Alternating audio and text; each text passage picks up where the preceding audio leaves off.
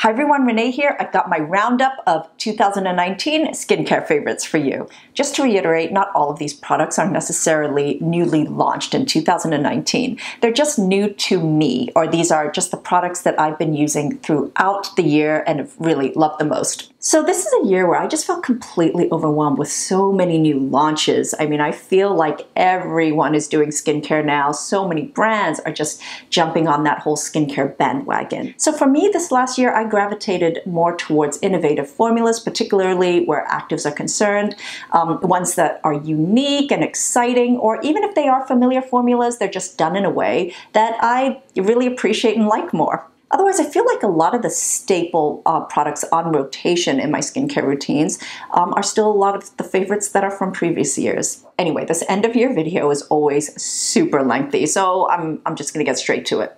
So BONAIR's Blue Smoother Cleansing Oil, you've already seen in a few of my routines this year as a cleanser, and this is just a given. It cleanses impeccably and thoroughly, so it will get all the incredibly stubborn and difficult eye makeup even, because I feel like that's always the hardest. That's always to me a sign of how good a cleanser is. Not only does it have a bunch of beautiful, nourishing carrier oils that have been fermented just to enhance all the goodness, it also contains blue tansy, which is such a skin beneficial oil as well. It is just so calming on the skin. The richness of the texture of this is also not just a comfort to apply, but it's just a luxurious experience.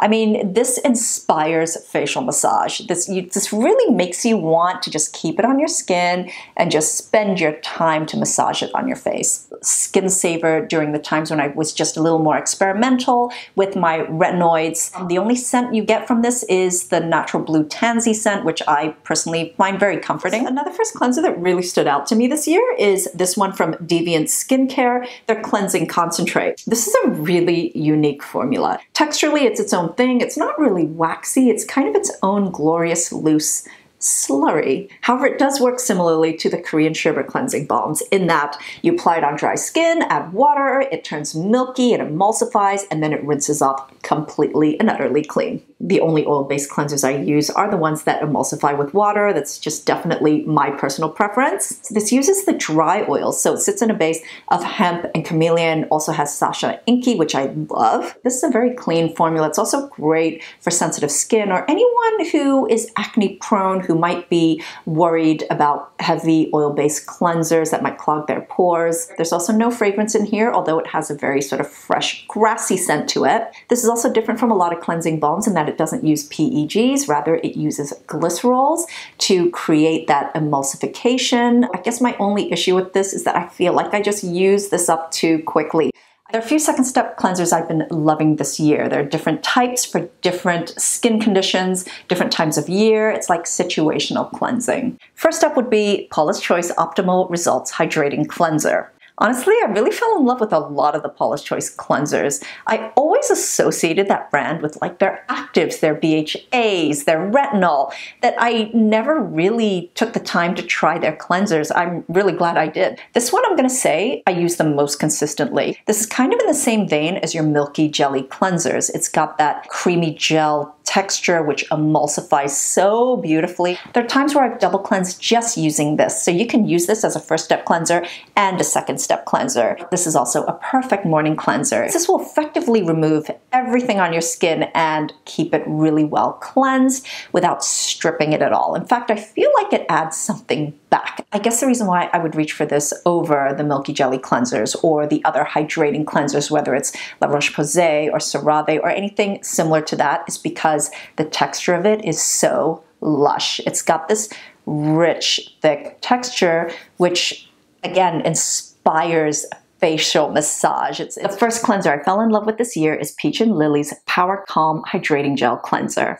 The name of this really does it justice because it's one of the few gel cleansers I know that have the ability to calm the skin down while it's cleansing. So this has a wonderful balance between being a very satisfying cleanse but also treating the skin. My introduction to this cleanser was during a facial when I was going through some sort of allergic reaction on my skin and I had a humongous hive on my cheek. Alicia took her time and gave my skin a really good facial massage with this cleanser. By the time the cleanser was completely removed, the hive had disappeared. It just completely calmed down. This is full of calming and hydrating ingredients.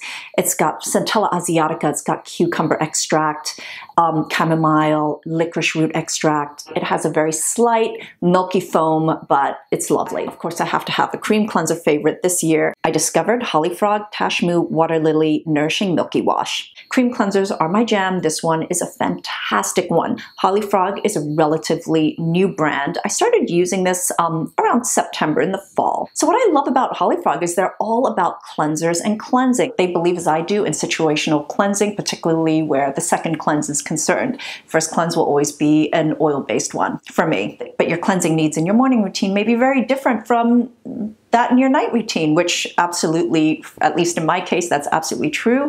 Or, you know, if you're coming out of the gym, or if it's summer versus winter, if your skin is feeling sensitive that day, or if it's feeling really oily and clogged. So at the moment, they have 4 different cleansers to meet those situational needs. The other thing that I find very, very special is the amount of cleanser that they use. I've personally had my fair share of using gentle gel cleansers that don't use sulfates. They use the coconut-derived gentle surfactants, but at the same time, my skin actually just feels so depleted and dry after using it. There can be up to 30 to 40% of just the cleansing agent in a cleanser formula. Holly Frog, depending on the cleanser, of course, will only use 3 to 8% of cleansing agents in their formulas, none of which are sulfates or harsh surfactants. The rest of the formulations are just really skin nourishing ingredients. Their cream cleanser is about as gentle as it gets and washes off completely clean, with your skin just feeling a little plumper, nourished, and just looking a little brighter. There's a new addition this year to my list of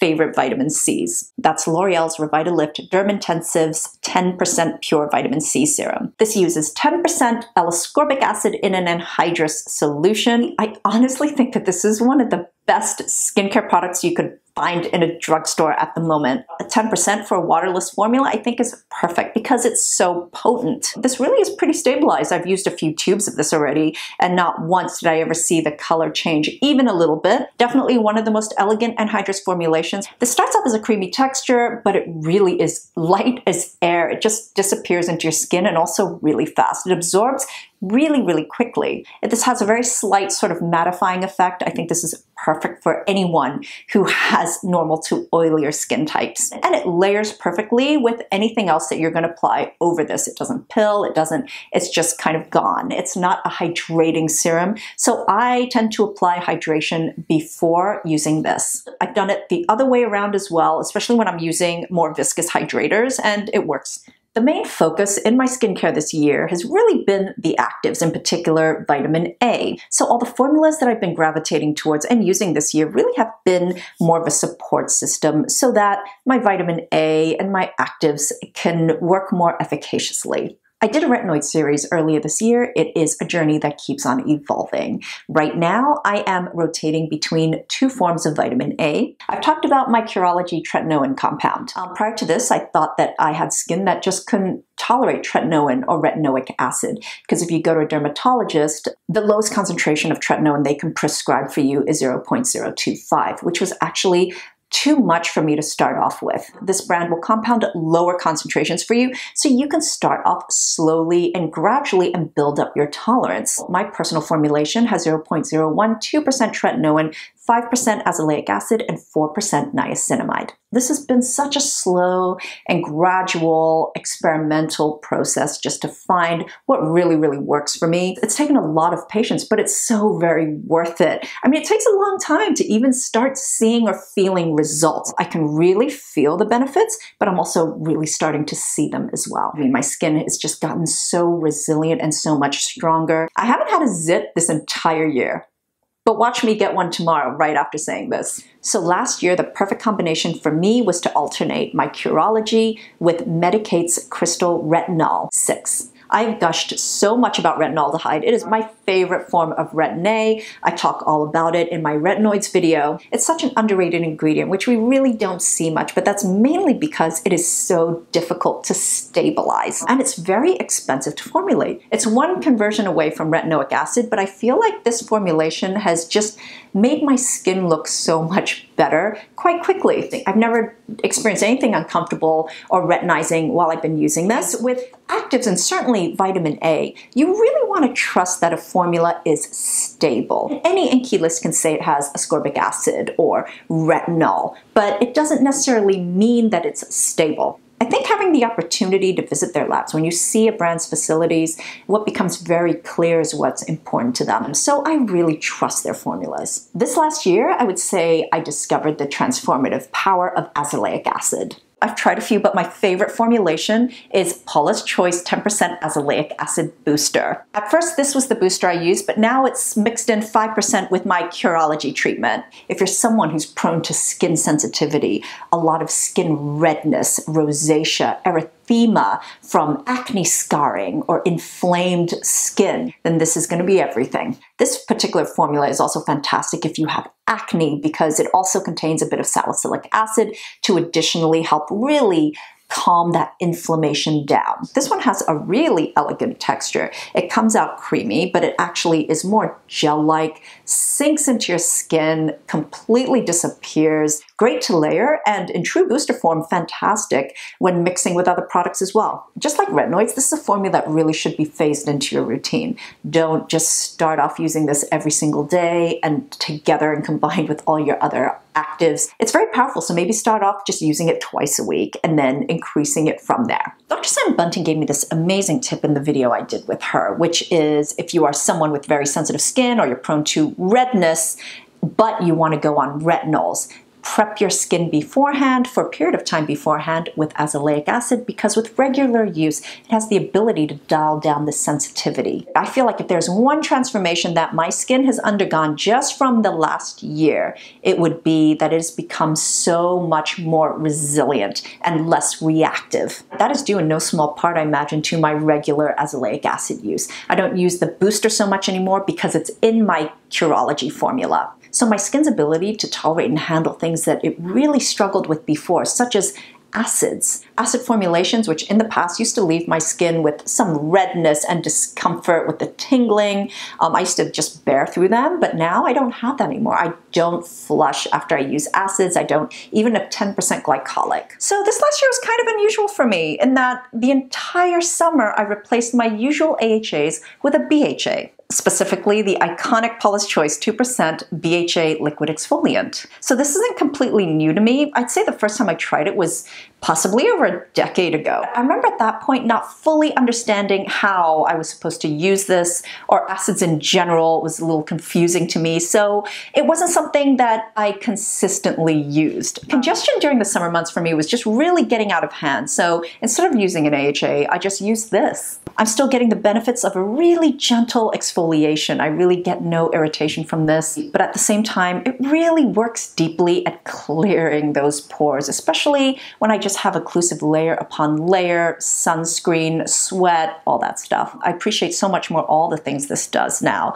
I love the analgesic properties this has. Calms my skin right down, no redness, but also it is intensely hydrating. I have no problem with the texture of this. I'm okay with heavy hydration. Not only do I feel this helped my skin not break out this summer, but I feel like it kept my skin tone really even despite all the exposure I was getting. A revisited and revised favorite for me this year would be NIOD's Copper Amino Isolate Lipid 1%.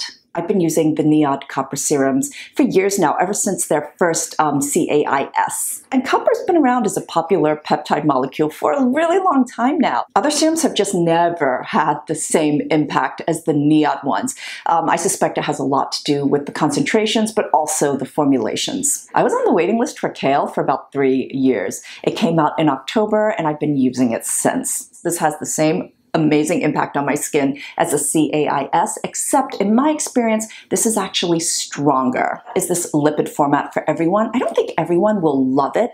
I personally do because I love a lipid, but also the texture is different and a little tricky. I kind of figured it out pretty early on though. You really do need only a little bit. I think if your skin is more dry and dehydrated, then make sure you use a hydrator first because it will go further that way. So during the application, at some point, a texture change will happen.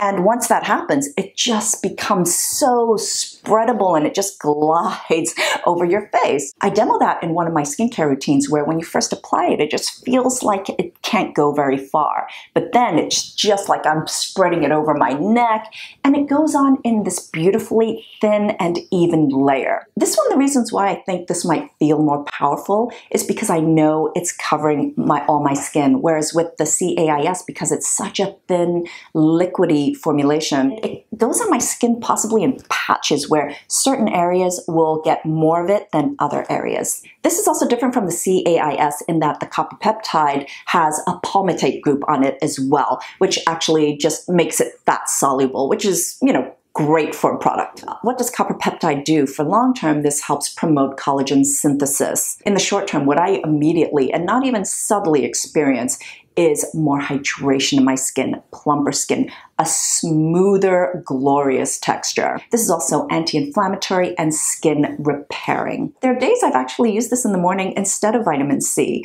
because they have a lot of overlapping qualities.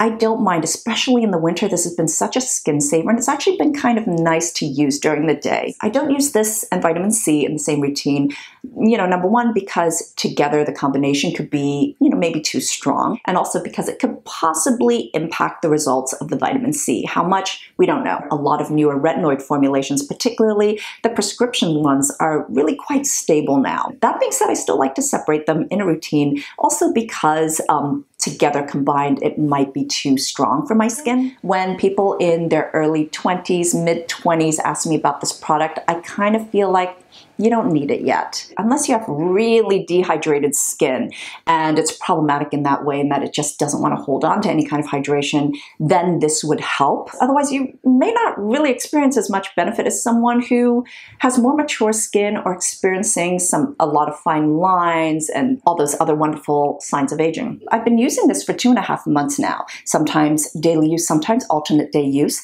and I feel like I'm only just at the halfway mark now. I mean, there's still a lot of uses in here for me. The one hydrating toner / essence that really stood out to me this year is this one from Then I Met You, the Giving Essence. This is a hybrid between like a first treatment essence with a really hydrating toner, and it's got this beautifully viscous, comforting texture, which is why I use it in your traditional sort of toner / essence step rather than, as the first treatment after cleansing. It's got the beautiful ferments that brighten up your skin and smooth out the texture, but it's also full of antioxidant plant goodness that just feeds and nourishes your skin, but also it's heavily hydrating. It's got polyglutamic acid in it. Just one skin of this packs a real punch, and it gives such a beautiful hydrated glow. It's pretty powerful in the glow department. There's no alcohol in here, no fragrances, natural or synthetic or otherwise. There's also no dye. This beautiful pink color comes from the cloudberry, the red algae, and all the other natural antioxidant berries in here. Last year, I've gone through an alarming number of hydrating serums. I just go through them so fast.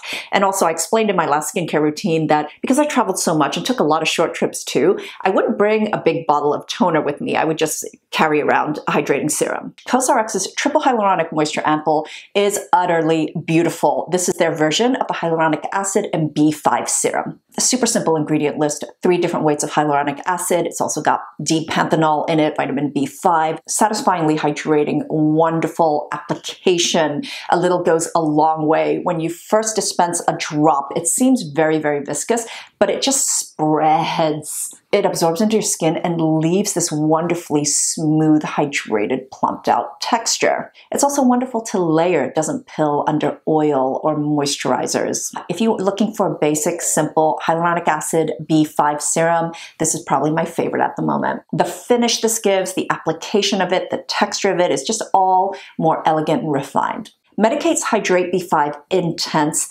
is your hydrating serum, but stepped up. I love this serum so much. This is great for anyone who has real dehydration issues, or if your skin is a little more mature, this is fantastic age defensive skincare. If you just need more. This has 3 different weights of hyaluronic acid. I had the privilege of visiting their glorious lab facilities, and they showed me the 3 different weights that are in here. Additionally, and this is what makes this serum such a complete, fully hydrating serum, is that it also contains natural moisturizing factors. NMFs are naturally occurring in our skin, and they really help hold and retain and keep in the hydration through the layers of our skin. Of course, what's naturally occurring in our skin does work less effectively as we age, so this is truly replenishing. As far as oil serums go, my favorite category, I would say that this year I've been sticking to some old favorites that are just tried and true and that my skin loves. I know I've been talking a long time about an oils video, and absolutely I'll be doing that for you this year.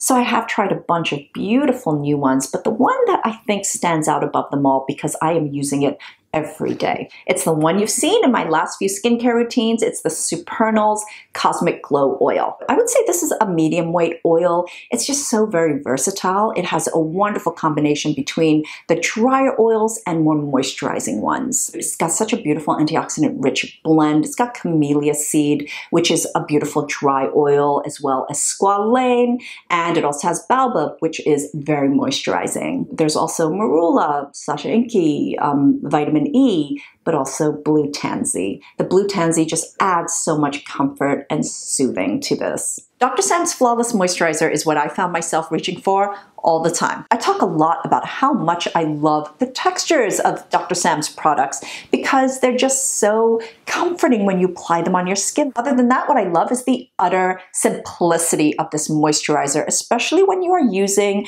booster serums and other actives. Sometimes all you need is a moisturizer that isn't designed to do anything else but just moisturize your skin. I think that's why I've been reaching for this the entire year, other than, during the days when I want something not as heavy, something lighter in texture. It's interesting in that it's got that lush creaminess, but at the same time, it's also hydrating and kind of gel-like too. Tatcha's Dewy Skin Cream is my other favorite moisturizer of this year. I feel like it's just got that textural perfection again, but in a different way because this is a lot lighter. This is a little more gel-like, more hydrating. In my last skincare routine, you'll see that it's one of my favorite daytime moisturizers. It's full of antioxidants, but also it's the cosmetic aspect of it too. I just love the way it looks on my skin under makeup. It leaves that beautiful, dewy, radiant finish on my skin. During the extreme winter dryness, it's nice, but it's also really nice during the summer because it is quite a lightweight texture. I definitely personally prefer a nice silky finish with my moisturizers. As far as sunscreens go, I've burned through so many, but at the risk of making this video longer than it really needs to be,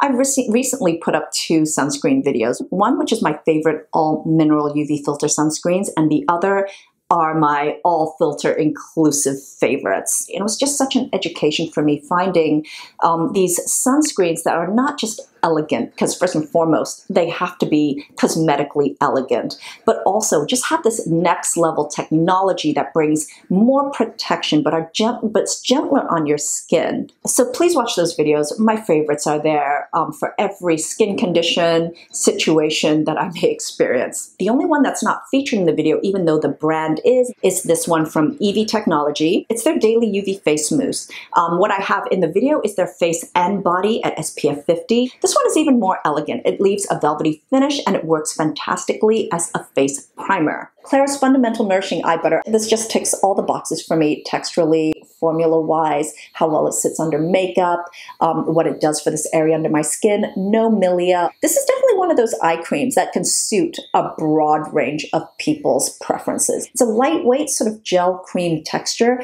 but the formula is just really beautiful, full of antioxidants, full of peptides, quick absorbing, lightweight, age defensive, skin plumping. This also has the copper peptides as well. So for a richer eye cream, and when this area just needs more, I love the Paula's Choice Ceramide Enriched Firming Eye Cream. This is richer, but it's still not heavy. It still feels really hydrating as well, but it's great for if you feel that this area around your eyes just need more attention. It may be fine lines, deeper wrinkles, droopiness, dehydration, dryness. You know, this is fantastic for any age defensive concerns. This is potent and it really works at plumping out just that skin and diminishing the appearance of things you don't want to see. So it's packed with like 5 different ceramides, 4 different forms of vitamin C that just works on brightening this area, and it also has retinol in it, all formulated gentle enough where you're not going to feel any irritation.